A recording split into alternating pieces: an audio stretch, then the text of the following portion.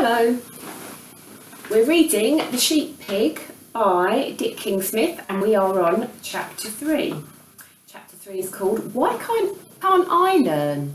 If you remember, Farmer Hobbit has won a little pig in a kind of raffle type thing, and he has got the pig home and he has just noticed that when he gives an instruction or a command to his sheepdogs, the pig actually followed the command, and so he's a bit puzzled about this pig. Why can't I learn? By dark it was plain to Farmer Hobbit that, whether he liked it or no, Fly had not 4 but 5 children. Remember, Fly is the mother dog.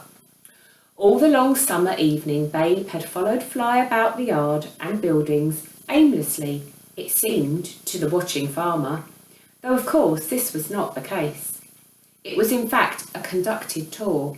Fly knew that if this foster child was to be allowed his freedom and the constant reassurance of her company, for which he obviously craved, he must quickly learn, and patently he was a quick learner, his way about the place, and that he must be taught, as her puppies had been taught, how to behave like a good dog.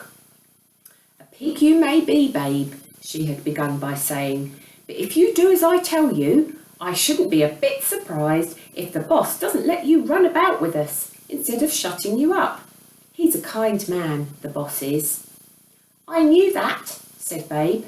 When he first picked me up, I could feel it. I knew he wouldn't hurt me. You wait, began one of the puppies, and then stopped suddenly at his mother's warning growl. Though she said nothing, all 4 of her children knew immediately by instinct what she meant. Wait for what? Said Babe. You wait half a tick and we'll take you round and show you everything, said the first puppy hastily. Won't we, Mum? I wonder what that puppy was going to say. You wait until what? So Babe was shown all around the yard and the farm buildings and introduced to the creatures who lived thereabouts, the ducks and the chickens and other poultry and the farm cats. He saw no sheep, for they were all in the fields.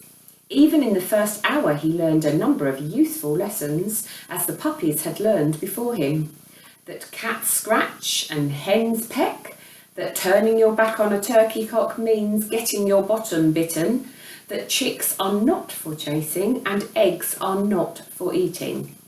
You do as I do, said Fly, and you'll be all right. She thought for a moment. There is one thing though, Babe, she said, as she looked across the back door of the farmhouse. If I go in there, you stay outside and wait for me. Understand? Aren't pigs allowed in there? Asked Babe. Not live ones, said one of the puppies, but he said it under his breath. No, dear, said Fly. Well, not yet, anyway, she thought, but the way you're going on, I shouldn't be surprised at anything. Funny, she thought, I feel really proud of him. He learns so quick as any sheepdog. That night, the loose box in which Babe had first been put was empty.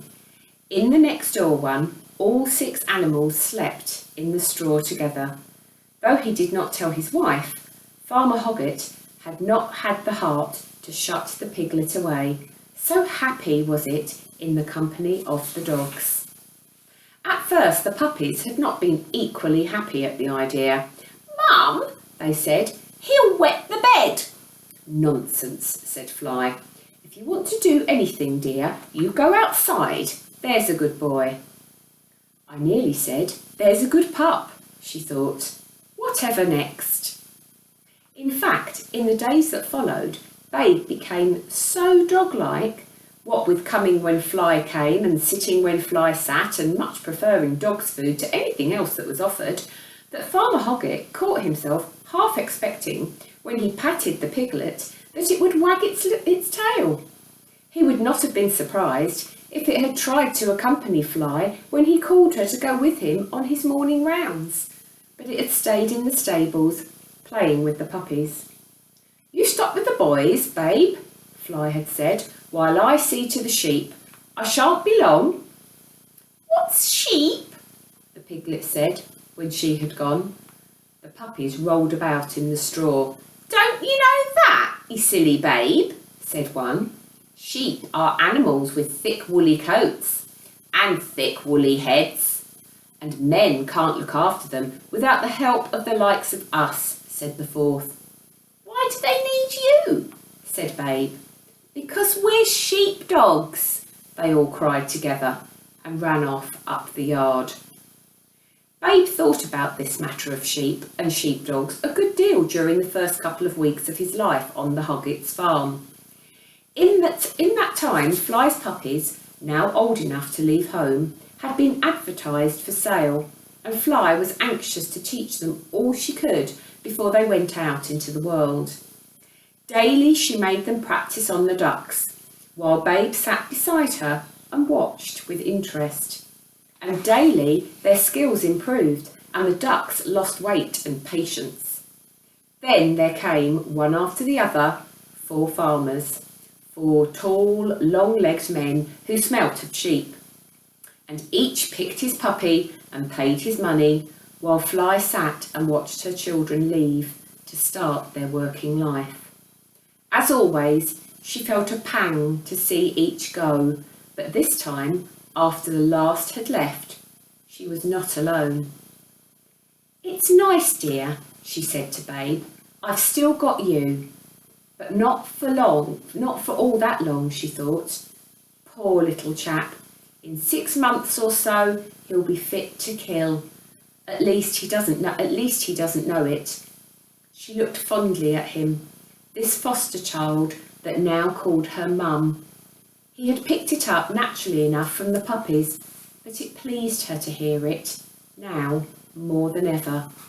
And there you can see a picture of the last puppy going in the back of her farmer's cart or truck. "Mum," said Babe. "Yes, dear." "They've gone off to work sheep, haven't they?" "Yes, dear." "Because they're sheepdogs, like you. You're useful to the boss, aren't you? Because you're a sheepdog." "Yes, dear." "Well, Mum." "Yes, dear." "Why can't I learn to be a sheep pig?" That's the end of chapter 3.